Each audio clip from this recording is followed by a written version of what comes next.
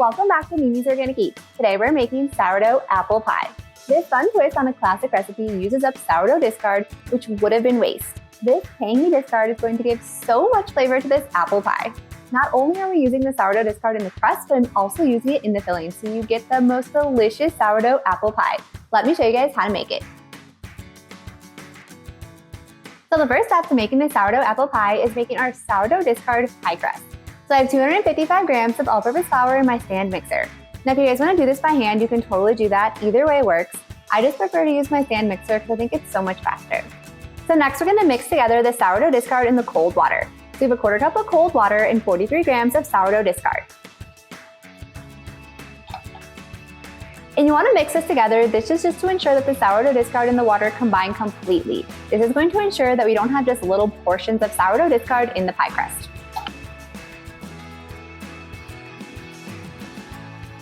Next, we're going to chop 170 grams of cold butter straight from the fridge.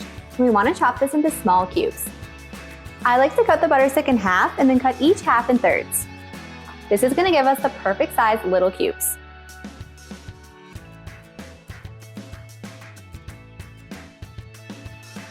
Next, you're going to add the cubed butter into the bowl with the flour. Then you're going to mix on low until the mixture looks like wet sand. As soon as that happens, we're going to immediately add in all of the sourdough discard and water mixture.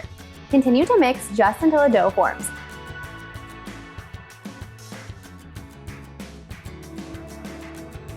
You don't want to overmix pie dough, so we're going to finish this with our hands. Next, be sure to have 2 pieces of plastic wrap ready.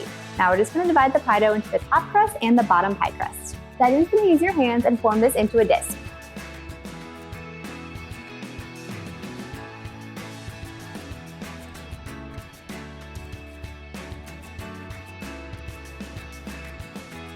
Next, we'll wrap these up.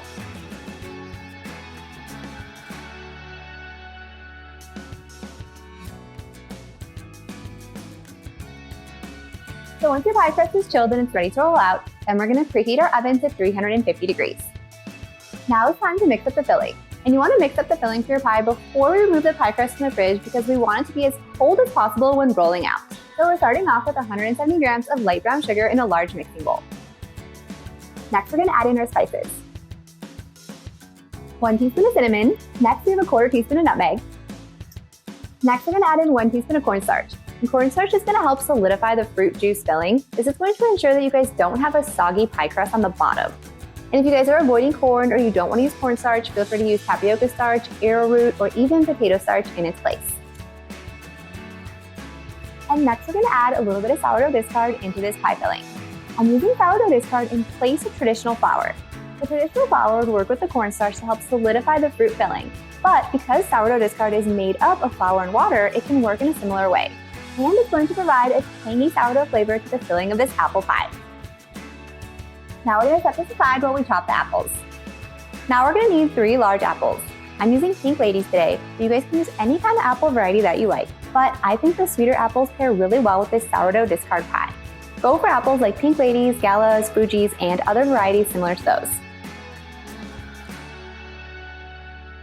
Now it's time to add the apples into the bowl with the filling. Then we're just going to coat the apples completely in the filling.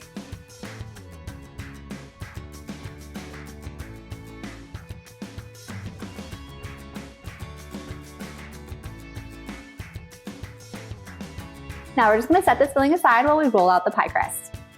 So you want to take the pie crust out from the fridge and we're going to flour our work surface. Then we're going to roll it out to about a 1/4 inch thick.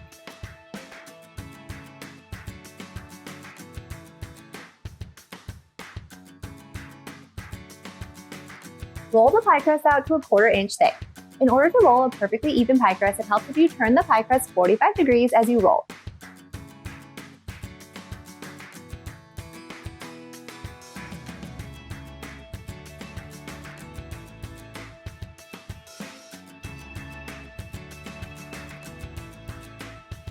To check to see if your pie crust is large enough, place the pie pan right over the pie crust. If it's a little bit larger than the pie pan, then it's ready to go.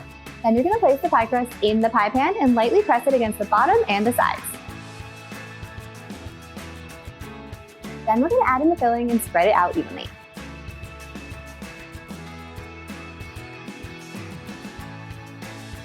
Now you just want to make sure you kind of spread the filling out evenly and just take the apples and kind of flatten them. That way they're not poking into the pie crust. Then go ahead and set the pie aside and we're going to roll out the top.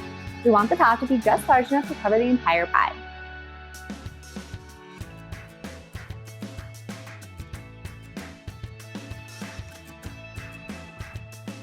Then place the top pie crust on top of the pie. Now you can see we have a little bit of extra excess pie dough around the edges, and we're just going to trim this off with a paring knife. This is going to ensure that our pie crust isn't too thick.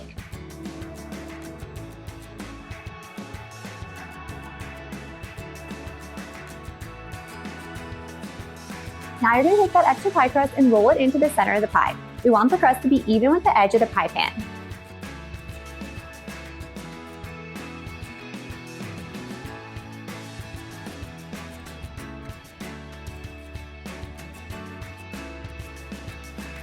Now using the thumb and pointer of your right hand and your pointer of your left hand, we're going to flute the pie crust.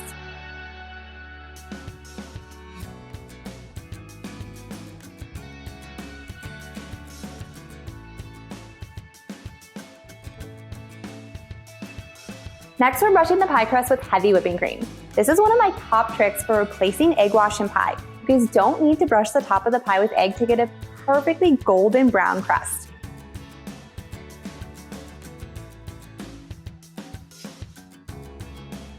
Then we're going to take a paring knife and we're going to make 4 vent holes in the top of the pie.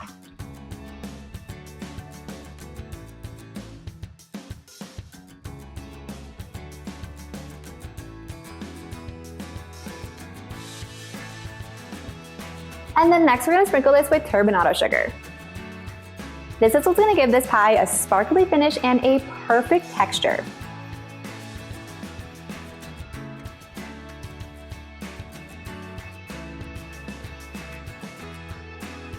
Now it's time to bake our pie, and I love putting the pie pan on top of a baking sheet. This is going to ensure that if you have a leak, it won't go all over your oven. This is my top trick. It's what we did at my bakery all the time. So we're gonna bake this for about 1 hour and 50 minutes, and if you guys wanna turn the heat up to 400 degrees for the last few minutes for a golden brown crust, you can totally do that. If you enjoyed this video, be sure to drop a like and leave a comment below. And if you want more recipes that use up sourdough discard, be sure to hit that subscribe button and join me next time in the kitchen.